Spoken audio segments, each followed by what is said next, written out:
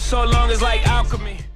Oracle Arena Saturday night, unveiling the town logo. Now I have one complaint. Take away the big wording of the town above the circle and make the tree bigger at midcourt. Otherwise, I think it's the nicest new design of all these new uniforms in the league. But hey, I'm biased. What do I know? No Kevin Durant. You got China Klay tonight, y'all. He was curling and killing off those. Now, I know it's the holiday season, but Drew Holiday had himself a first quarter. How about 17? Look at the step back hand in his face. It didn't matter. I like the pace that Drew plays at. He's just so in control all the time. And in typical Warrior fashion, we got off to a sloppy start. Look at this. That's just too easy, right? But the question with Drew Holiday is his health. As long as he can stay on the floor, he's going to be a borderline all-star. There's nothing borderline about this man. Goes to the left, finishes with the right hand.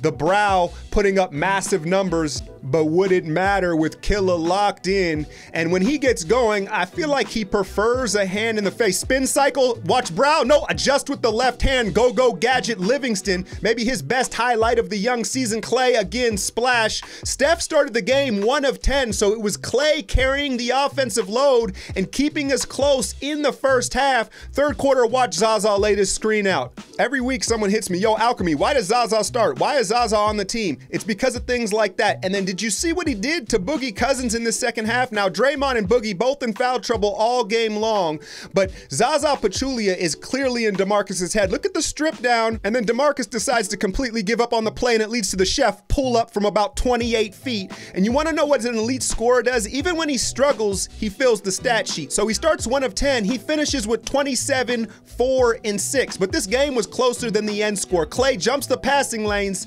and China Klay, a little more athletic than you think. Boogie, you don't have the wheels to get to that. But New Orleans, who's quietly having success in this Western Conference, was not going to go away. Boogie, another 3, cuts it to 6. No Durant. What do they go to offensively? And people are wondering about his struggle shooting. The new affinity to drive to the rim and take contact will pay off in the playoffs, but that's what he does best, right? The pull-up to put it away. DeMarcus, really a non-factor, took himself out of the game, losing focus. Steph, I love you, but I don't ever want to see you wear that fanny pack again.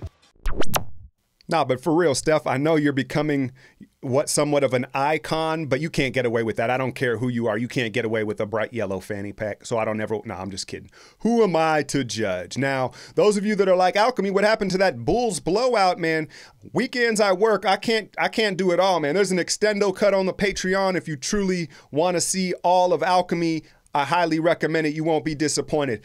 On to this game. No Kevin Durant. Iguodala really shouldered the load, man. You could tell he was moving gingerly, and I was kind of worried, like, oh, he shouldn't be out there. Now, when I say Iguodala was moving gingerly, I don't think he's hurt. I think it's chronic within his knees. I think he has like bad jumper's knee or tendonitis just from his age and his playing style. So he can play through it. It's not like he's going to damage it. It just hurts. And you could see he was a little tentative, but every time we needed a big shot, he seemed to knock one down. Every time we needed a defensive stop, he was there, man. So Iguodala, 14 points off the bench, was really the unsung hero in this game against a Pelicans team that's no joke, man. If Rondo and Holiday can stay healthy as well as the brow, I think they're going to slip into the playoffs, man. I didn't think so initially, but there's some teams underachieving. Clippers, right, amongst others, Denver. So I think the Pelicans finally are going to get in there. You see Gentry over there like, kiss the pinky ring, bitch. Nah, but I still got love for Alvin because he was part of that first championship, no doubt. Steph, like I said, and what I'm talking about with is if you pay attention to Steph, he's finishing much more physical at the rim, okay? But he's seeking contact. He's driving his shoulder into guys and then even stepping back, something he didn't do in the past. He used to avoid contact. So I think it's messing with his rhythm a little bit as far as his outside shooting.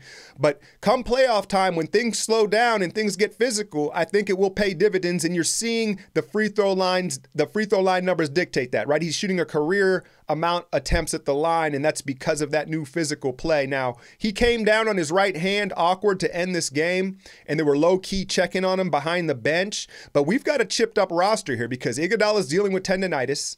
KD, the ankle, apparently he shouldn't have played in OKC. So I don't know if, you heard Kerr's statement of something to the fact like the NBA, I'm sure they were happy that he played, but now he's set back and we shouldn't have played him.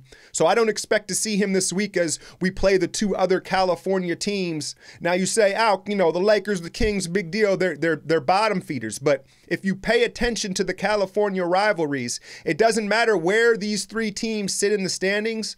When they play each other, it's always a close competitive game just because of the proximity of the rivalry. When the Lakers were dominant, remember Antoine dropping 51 on Kobe and Shaq, right?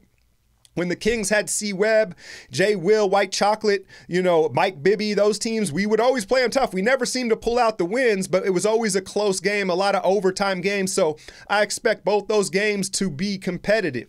Hit that like, share, and subscribe. I'm out, y'all. Oh yeah, don't turn off the video. You see the new specs? Shout out JINS. Check the link in the description.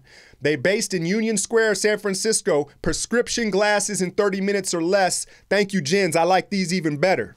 I'm out, y'all.